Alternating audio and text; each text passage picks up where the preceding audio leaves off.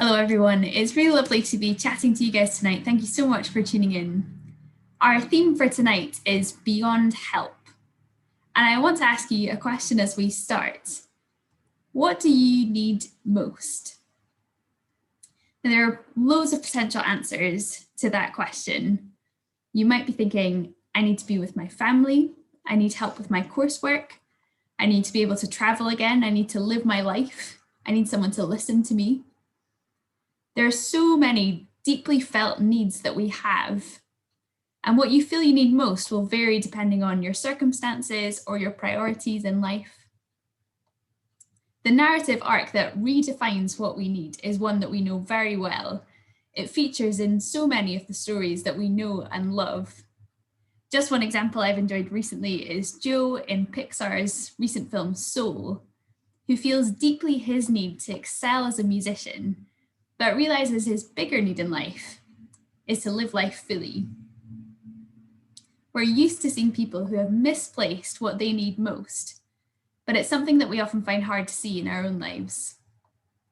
And tonight, I wonder if you'd be willing to listen to what Jesus says we need most and to hear the help he offers us in that. And as Scott was encouraging us to do last night, to consider whether what Jesus says could be true.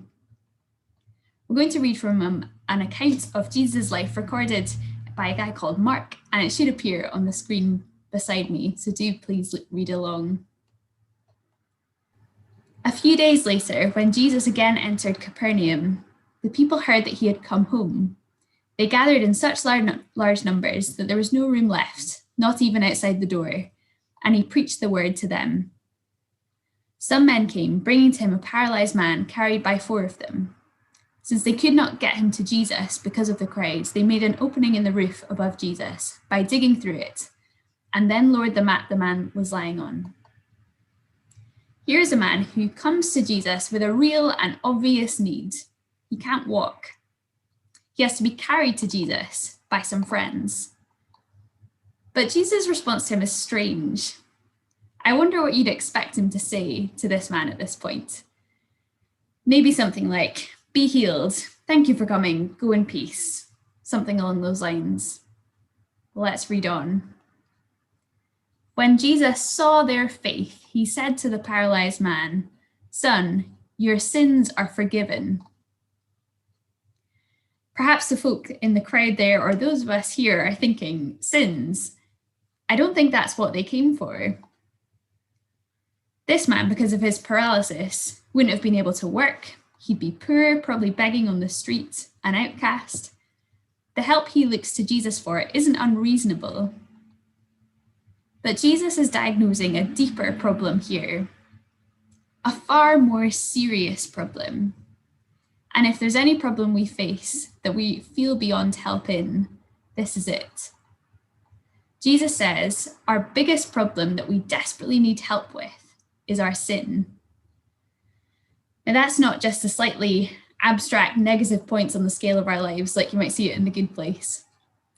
The way that the Bible talks of sin is a heart rejection of God, a heart rejection of his ways, which are for our flourishing.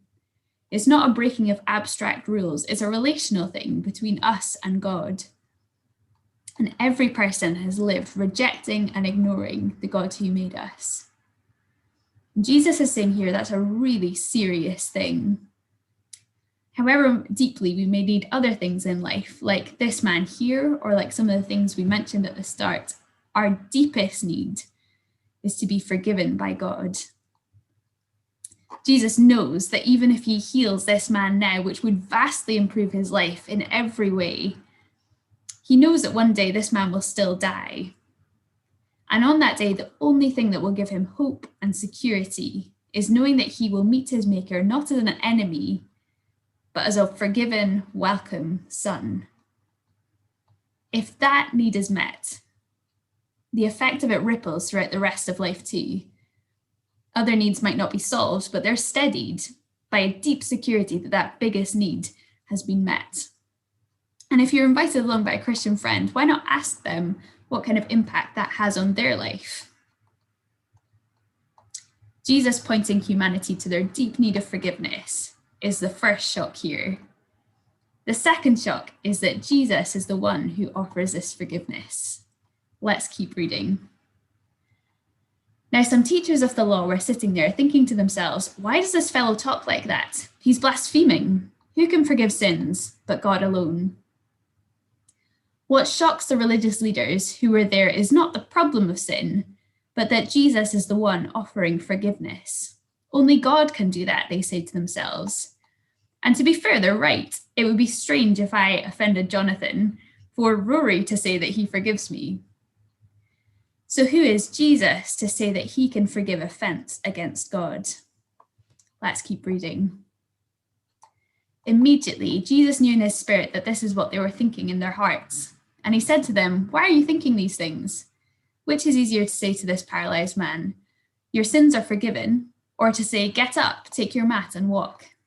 But I want you to know that the Son of Man, that's a title that Jesus uses to refer to himself, has authority on earth to forgive sins.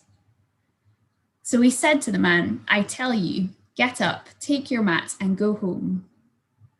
He got up, took his mat, and walked out in full view of them all. This amazed everyone, and they praised God, saying, we have never seen anything like this. Jesus answers them by showing his authority to forgive sins in a powerful way. It's true that only if he is God can he forgive this man or anyone's sin. It would be impossible if he's just an average historical figure or humble teacher. But in another sense, it would be easy enough for anyone to say your sins are forgiven, because that's not something you can physically see, is it? But telling the man to get up has results that are obvious to everyone. Either he gets up and Jesus is shown to be true to his word, or he doesn't and Jesus is shown to be a faker. At Jesus' word, the man gets up and walks. He proves what he says to be true in a way that everyone can see. Now, this isn't a normal thing, and that's the point. It's a miracle.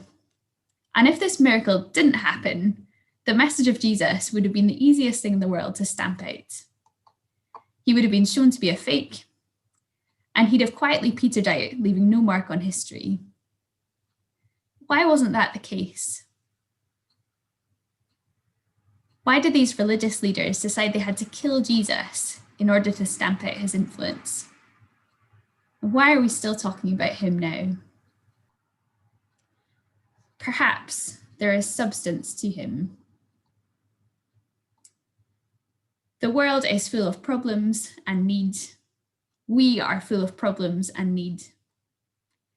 Jesus diagnoses here the biggest problem and need we all face, whatever our circumstances. And only he offers a trustworthy solution. We're going to keep looking into who Jesus is and claims he makes like this over the next couple of weeks. And for you now, let me encourage you to carefully consider if this could be true. If it's not true, you don't need to pay any more attention to it at all. But if it is true, you have a bigger need than you ever imagined, and you can't do anything on your own to solve it. If it is true, the offer Jesus gives here of forgiveness is the best news you'll ever hear. Thank you so much for listening. Do check out more of what's going on over these next 2 weeks to find out more.